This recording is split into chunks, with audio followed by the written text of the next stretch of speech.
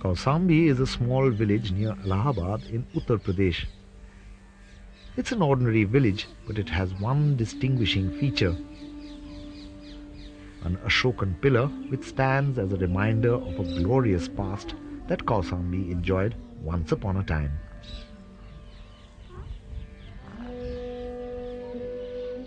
The pillar is important since it shows that Kausambi stood at the meeting point of the two great trade routes in India.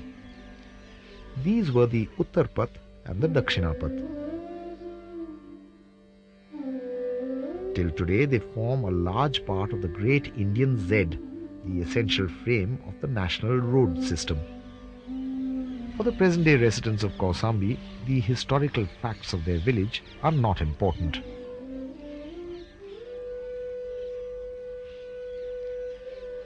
The rock of facts has been covered by layers and layers of myth. इस किले के पूरब की तरफ कौसम खराज है और boundary के आखिर में एक मकाम बताया जाता है कि किले का गेट था। उस गेट पर जब खुदाई हुई तो एक लाश का ढांचा मिला जिसकी सिर्फ हड्डियां थीं, जिसके सीने पे एक तीर रखा हुआ था। तो ये रिसर्च चेक करके उन लोगों ने बताया कि ये दरबान था और किले की हिफाजत कर रहा था। जब गनीम आया और हमला किया तो मारा गया और किले की जब फसील दीवारें गिरने लगी तो उसी में दब करके रह गया। There are many other instances too of how casually history is treated in India.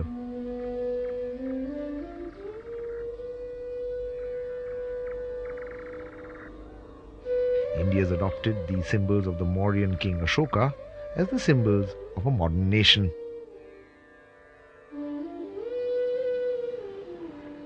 Logically, therefore, it should have particularly looked after Ashokan monuments.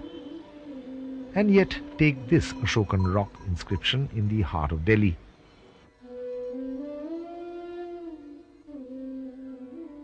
Other civilizations would have taken great care of such a rock, if only because it has among the oldest specimens of writing carved on it. This rock inscription, however, is a picture of neglect. Many centuries ago, the Chinese traveller Huan Sang had recorded that Indians were given to a strange habit. They ascribed the wonderful monuments of their antiquity to the handiwork of gods and demons.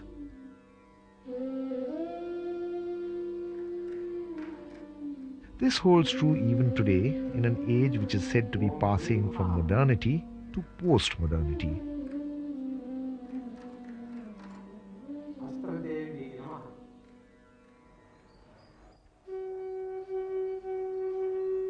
It's truly surprising to note how many monuments are described as having been built by agencies other than human.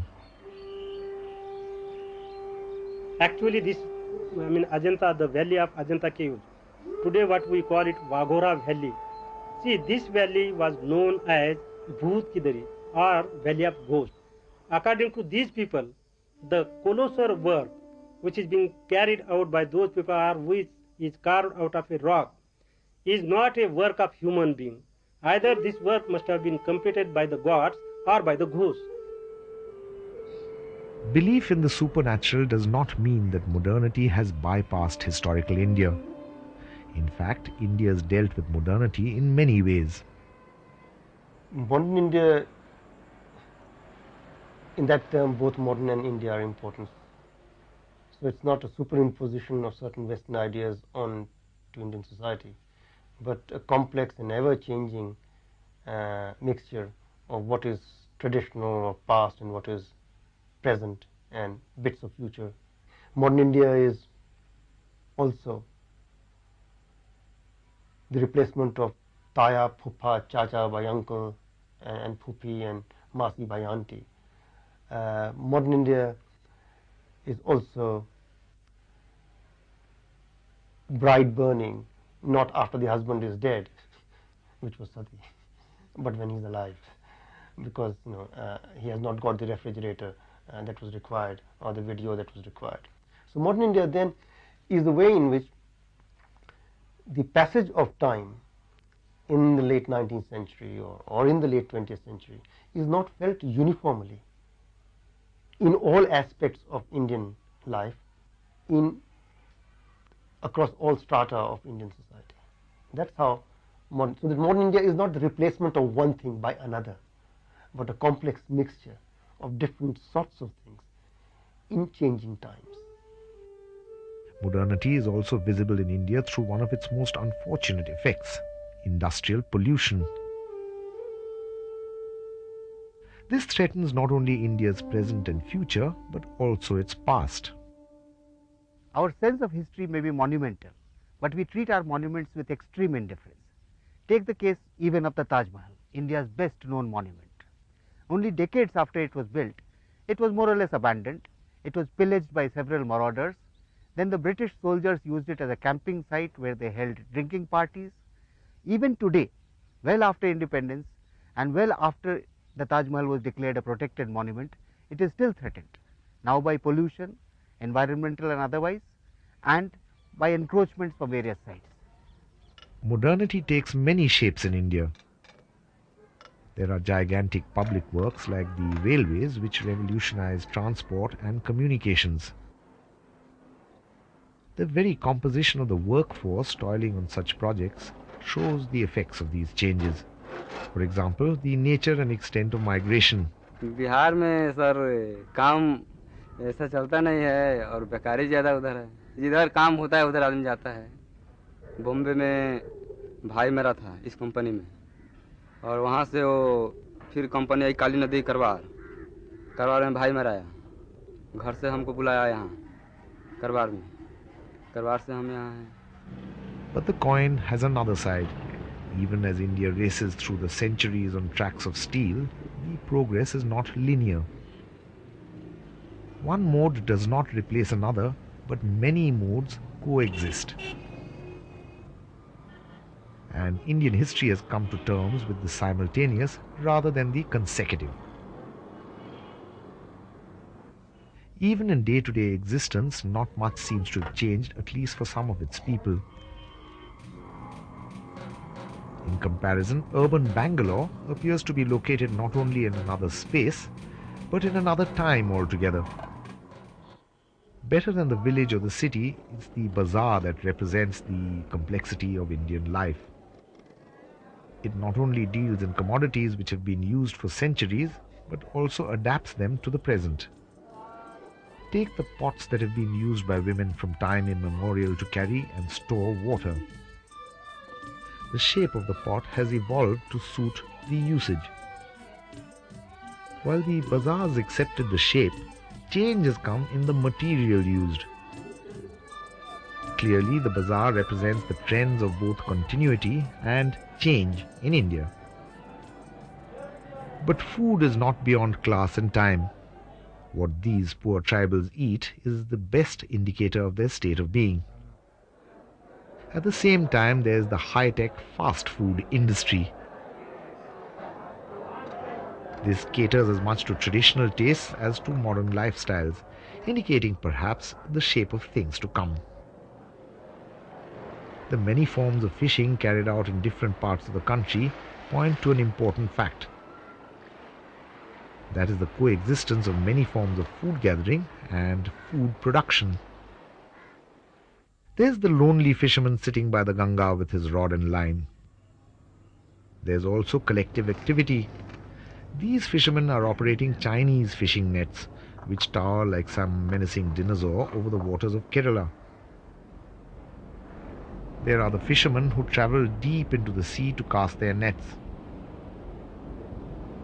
There are also the rickety fishing boats, which are barely serviceable enough to allow the fisherfolk to bring home the catch. It's a mark of caste and profession in India that social status does not necessarily correspond to economic levels. Take the fisherfolk again. All of them belong to the same caste formation, but their lifestyles differ. The poor fishermen of Orissa exist at a very traditional and even rudimentary level. By contrast, the fisherfolk of Goa are much better off materially. In Mumbai, they even have enough leisure to enjoy some of the goodies of consumer culture.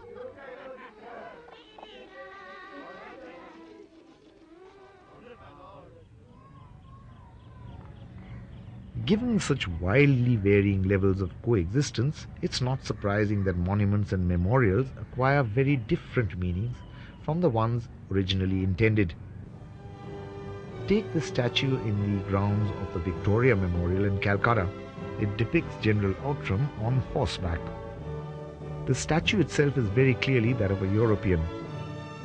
The saddlecloth too clearly bears the British insignia. And yet, till recently, the statue was venerated as one of Maharana Pratap. This is perhaps because the Prince of Mewar is normally portrayed as astride his valiant horse Chetak. Such myth-making of historical figures cannot only be attributed to popular ignorance. It's at times a deliberate move. Take the case of Tipu Sultan.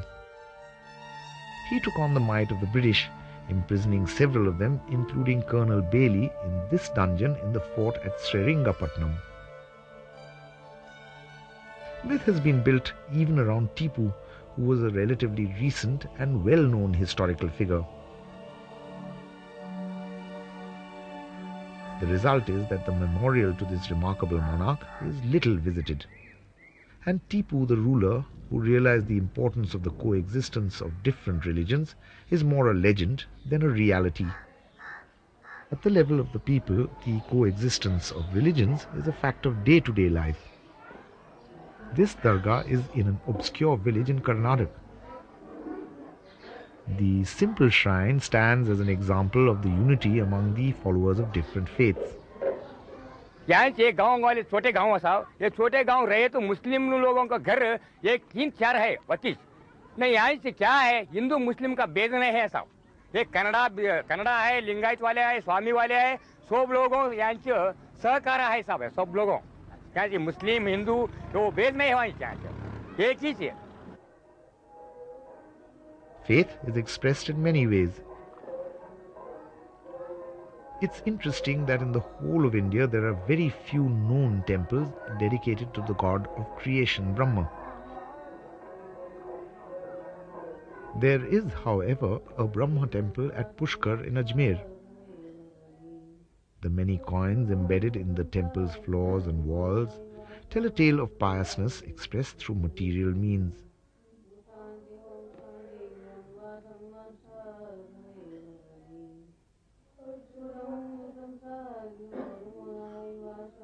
They are perhaps an instance of rendering unto God what is Caesar's. The combination of the material and the spiritual, of the mundane and the aesthetic, has characterized India. This is evident at the Raja Kelkar Museum in Pune. The museum exhibits tools and implements of day-to-day life painstakingly collected. The collection clearly shows that there is an expression of aesthetic sensibility in the day-to-day life of ordinary people. However, there is order in a museum. The bazaar itself, where such items are traded, presents an anarchy of form and content.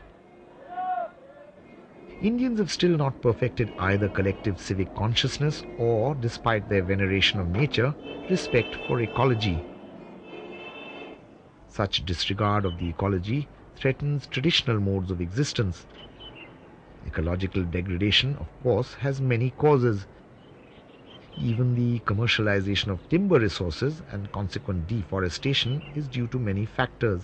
What really begins to influence the question of deforestation is when the roads come into Himachal and the local people begin to regard timber more as a commercial resource rather than one that was to be used for their own purposes. The whole attitude towards timber begins to change, and I think that lies at the basis of the entire approach towards forests and forestry. The consequences of the commercialization of natural resources are many. One aspect is the dependence of the economy on scarce petroleum resources. The oil wells in Gujarat and elsewhere do not satisfy the growing demand.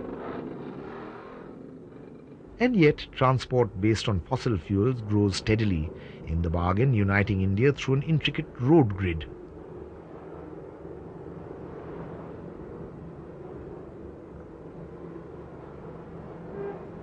the integration of the economy also leads to homogenization of culture.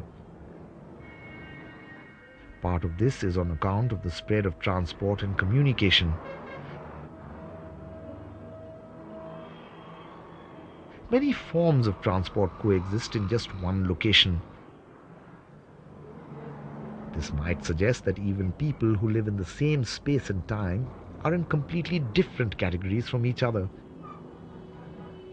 Sociologists can be tempted to put them in separate pigeonholes. But the fact is that even the multiplicity of forms of existence is part of one organic whole. This is so even though there are not only technological but also linguistic and other differences among the Indian people.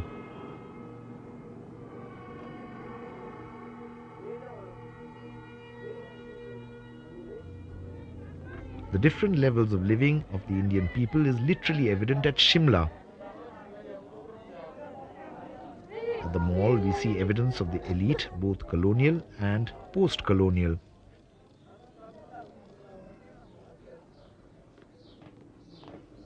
The lower bazaar, on the other hand, reflects the commercial life of the ordinary people. And if there are reminders of an apocalyptic event like the partition of the country, it's only through wistful and little noticed shop signs.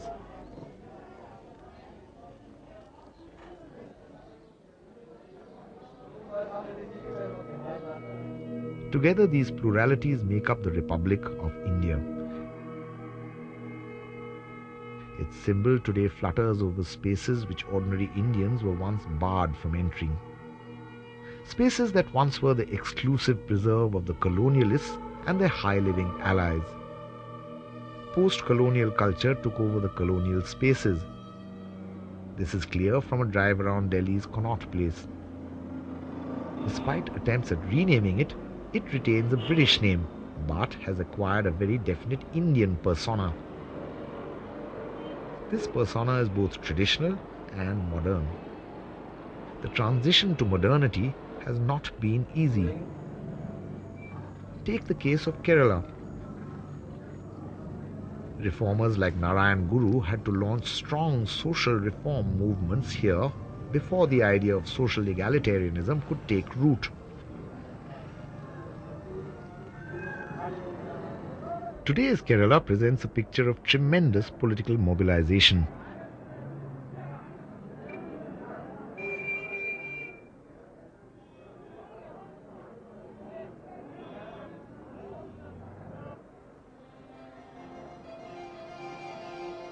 It has the highest degree of literacy, and there is other evidence of social development.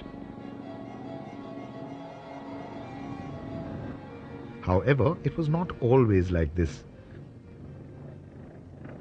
The segmentation of Indian history into the ancient, medieval and modern periods is an absurdity in almost all cases. However, while it can pass muster in the case of North Indian history in some respects, in the case of Kerala it is absolutely absurd. Kerala finds mention in the inscriptions of Ashok, and from then it has had a long history, a long continuity with almost imperceptible changes. It is not that changes have not taken place in Kerala. Grave changes have taken place. Lots of people have come here, from the Arab traders to the Christians to the Portuguese to the Dutch to the British. They have all come to Kerala to trade in spices. However, their coming and going has not changed Kerala society in such a dramatic way as has happened in the north. One of the reasons for this is political. But more than political, it is an ecological reason. Nature has been very kind to Kerala. It has given it all kinds of bounties, all kinds of trees and plants which have commercial value. However, nature has also been unkind to Kerala in that it has not made agriculture very easy. And since agriculture was not easy, the kind of feudalism which developed in North India, or for that matter in other parts of South India, did not develop in Kerala in the same respect. Thus, the two motors of change in Kerala were the traders and the labourers. First, it was the traders who provided the kind of capital with which Kerala could trade with the rest of the world and accumulate more and more capital. And then it was the labour movements which have changed Kerala.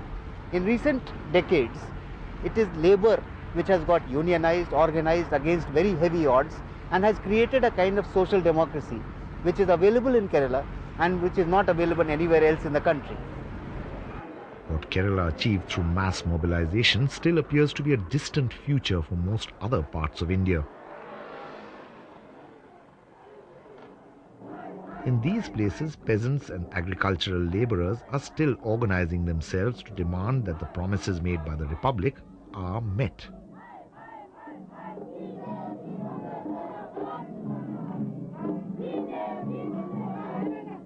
The point is that if Kerala can do it, so can the rest of India.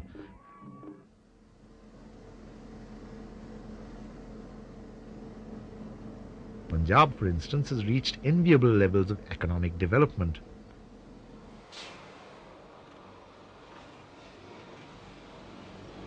Factories in Ludhiana and elsewhere present a picture of sophisticated industrial activity. And of course, agriculture has always been the dominant aspect of Punjabi culture.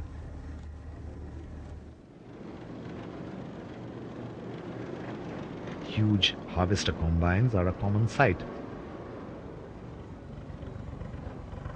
However, the bulletproof tractor, also common in the Punjab until recently, today appears just as an oddity. Sikhism combines both individual piety and a sense of the collective. These two are historically evolved. There are other cases in India which reflect both historical continuities and breaks. The case of Buddhism is one example. The memory of the most famous son of India was lost for centuries in his homeland, integrated with the numerous gods that seem to crowd the Hindu pantheon. Buddhism traveled to other parts of Asia like China, Japan and Southeast Asia to acquire a new face, form and glory. Buddhism has seen a recent revival in India. The Japanese themselves have built new temples in India like this one at Rajgir. The idea of renunciation still remains. However, today the meaning is more political and radical than ever before. Buddhism has been chosen by the Dalit movement as their own middle path to the breaking of old social iniquities.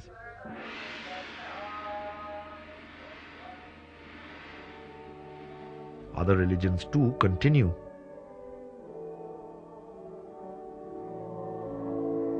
The architectural grandeur of the Anglican churches in Calcutta is not diminished by the falling numbers of the congregation.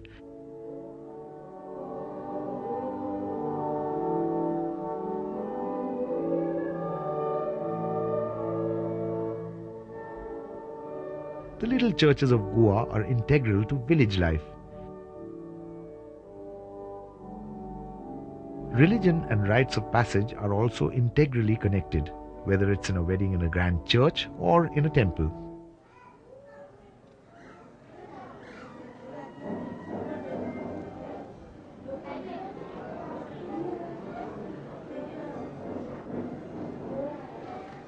Religion also provides succor to all manners of people seeking various favors. The Sufi shrines in particular continue to attract supplicants as they have for centuries. Religious sites have also represented the uneasy relationship between organized religion and state power. This tension has been an endemic feature of Indian civilization. This is in spite of the fact that religion has not completely overtaken day-to-day life.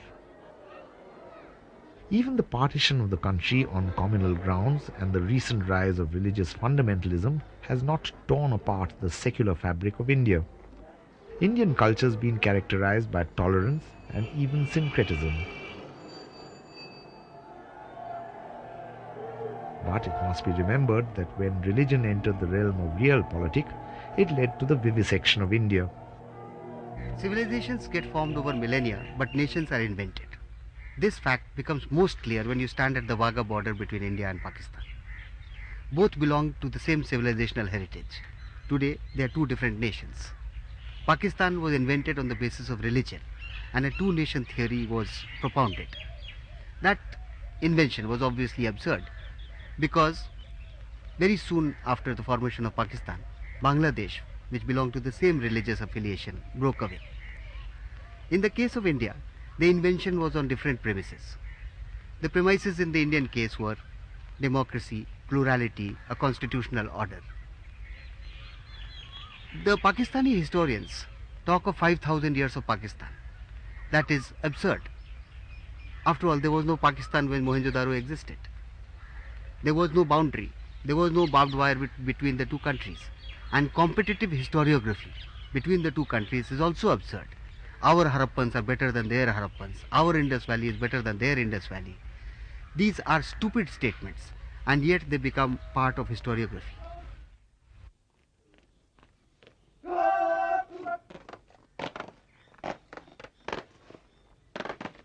The rituals at the Wagah border between India and Pakistan represent nationalistic fervor. They also point to civilizational tragedy.